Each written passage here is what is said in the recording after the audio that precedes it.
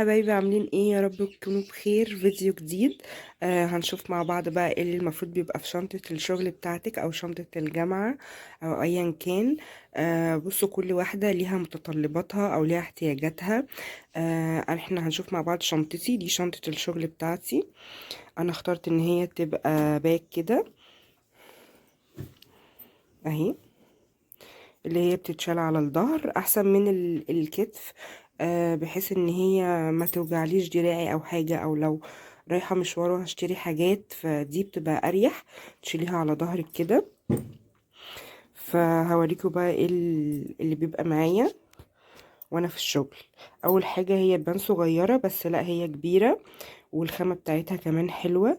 ما حبيتش الجلد عشان ما تبوظش مني. لو هتجيبي جلد هتجيبي طبعا حاجة تكون كويسة، فتكون ماركة، فهتبقى غالية قوي. فدي كانت عاملة 350، حلوة قوي. هي ووتر بروف، والخامة بتاعتها حلوة قوي، وفيها سوست كتير و... وكبيرة من جوه، يعني شالت حاجات كتير قوي معايا. اول حاجة، اول سوستة دي، ده المعطر بتاع الفم ده على طول لازم بيبقى معايا، عشان لو حبيت اغير مثلا طعم الفم الصبح ولا حاجة. هو دايما برضو بيبقى معايا البان، بس لو مش معايا البان برش من ده. معايا تاني بيبقى معايا القلم الروج دوت. هو لونه كده بني، او مش بني، هو لونه بيج، اللي هو الالوان النود دي، بحيث ان انا لما ببقى حاطه روج او كده، فطبعا من الاكل او من الكلام بيروح، فبيبقى المنظر مش حلو، فبيبقى ده معايا على طول، بحيث ان انا اكمل بيه اللي اتمسح. بيبقى معايا طبعا القصافه دي، انا ما بقدرش استغنى عنها، هي والمبرد. لان لو مثلا ساعات الضفر اتكسر او حاجه، انا عن نفسي من الناس اللي جسمها بيقشعر لما ضفرها يتكسر ويشبك في حاجة يضايقني كده. فدي طبعا لازم معايا على طول. معايا ايه تاني؟ معايا زبدة الكاكاو، في الشتاء طبعا بالاخص عشان الترطيب. معايا الساعة. الساعة دي انا بحبها جدا. اولا لان هي ارقام، وثانيا لان هي فيها التاريخ. فهي اصلا مش بتاعتي، هي بتاعت اخويا، فانا لبستها منه مره وعجبتني، فخدتها وضيقتها ولبستها وخلاص بقت بتاعتي. فدي ما بقدرش استغنى عنها برضو، دايما في الشنطه، بحيث ان هو ما بقلعهاش مثلا احطها في التسيحة او اشيلها في درج او كده، عشان مثلا لو نازلة الصبح مستعجلة او رايحة في مشوار مستعجلة، وانا في وسط المشوار افتكرت وعايزة ابص في الساعة، بص ما لقاهاش، فبطلعها من الشنطة على طول. فدي على طول في شنطتي. معايا السباحة طبعا. السباحة اللي هي الأرقام دي برضك معايا على طول. وأنا في الباص الصبح مثلا في الشغل، أو وأنا في مشوار مواصلات، ببقى قاعدة بسبح. بقول الدعاء بتاع النزول قبل ما بنزل من البيت، اللي هو بسم الله توكلت على الله، ولا حول ولا قوة إلا بالله العلي العظيم. اللهم إني أعوذ بك من أن أضل أو أضل أو أذل أو أذل أو أظلم أو أظلم أو أجهل أو يجهل علي. والدعاء ده لازم يتقال، لازم طبعا قبل ما تخرجي من البيت، وانتي رايحة الشغل، وانتي رايحة مشوار مهم، وانتي خارجة برضك خروج عادية، ده لازم يتقال. انا معودة نفسي على كده. وبرضك وانا في المواصلات او في الباص بتاع الشغل بسبح. عاملة برضك ورد لنفسي كده. آه بستغفر ربنا 100 مرة، بصلي على النبي 100 مرة. بقول لا إله إلا الله 100 مرة. فدي حاجة كده اسمها ايه، الاستغفار ده بيبقى التخلية، ان انتي بتخلي قلبك من كل شيء وحش انتي عملتيه. وبعد كده بقى ان انتي تصلي على النبي وتقولي لا اله الا الله. دي اسمها التحلية، انك بتحلي بقك بذكر النبي عليه الصلاة والسلام. فده حاجة حلوة قوي، يا ريت تتعودوا عليها صبح وليل. كده اول سوستة معانا خلاص. في بقى السوستة دي،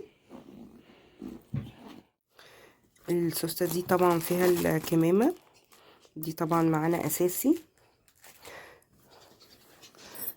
معايا بيبقى فيه معايا قلم، بحيث ان انا لو حبيت اكتب حاجة او افتكرت حاجة او لو هشتري حاجة بعد الشغل او نازلة مشوار اشتري اصلا طلبات، فبيبقى معايا القلم.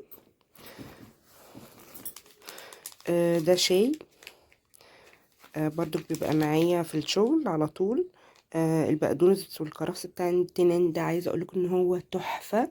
الناس اللي هتسمع بقدونس وكرفس مع بعض ممكن ما تحبش الاسم، لكن هو كطعم صدقوني حلو قوي. وده شاي. هتلاقوا طبعا معايا مناديل بالهبل. ما بعرفش اعيش من غير مناديل. ده المبرد اهو بيبقى مع القصافه. وده القلم بتاعي، دي استيكه. ده البنك باور، بحيث ان لو التليفون فصل مني، ساعات بيفصل مني كتير قوي في الشغل وانا ببقى محتاجة التليفون، فدوت برضك معايا على طول. دي مناديل كده. اول سوستة دي كده السوستة الكبيرة. النوت طبعا بتبقى معايا، لان برضك قلت لكم لو حبيت اكتب حاجة اهي. برضو كاتبه فيها لو حد ليه عليا فلوس، كاتبه فيها جمعيات، كاتبه فيها حاجات كتير قوي، فدي برضو اساسي معايا في الشنطه. المحفظه طبعا بتاعتي فيها الفلوس، فيها الكريدت كارد، فيها اي بقى كروت او اي حاجه. ده الكحول. مناديل طبعا. فيها السبراي دوت، الميست دوت على طول برضك معايا في الشنطه.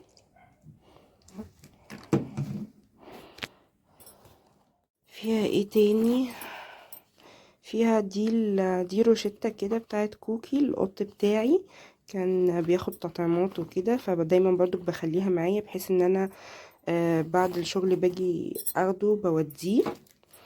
دي كده بصوا فيها كام سوستة من جوه.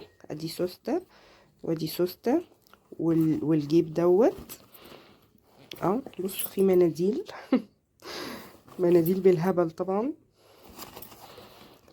ده السان بلوك برضو لازم بيبقى معايا السان بلوك، ما بنزلش غير لما بحط منه. طبعا السان بلوك لازم يتحط كل ساعتين، فانا شغلي بطبيعتي ما بتعرضش للشمس غير هو الصبح واخر النهار وانا راجعه، فبحط الصبح وبحط اخر النهار قبل ما انزل اركب الباص. برضو ده كريم كده للايد بخليه معايا في الشتاء. مش شرط دوت، يعني هو ده اصلا المفروض للجسم، بس اللي موجود معايا دلوقتي حاليا. بس ايه تاني؟ على الجنب هنا هنلاقي دي بتاعت الكمامات، بحتاجها لما بلاقيش الكمامات اللي هي بتاعت المحجبات. في ايه من الناحية التانية؟ بس مفيش حاجة تاني.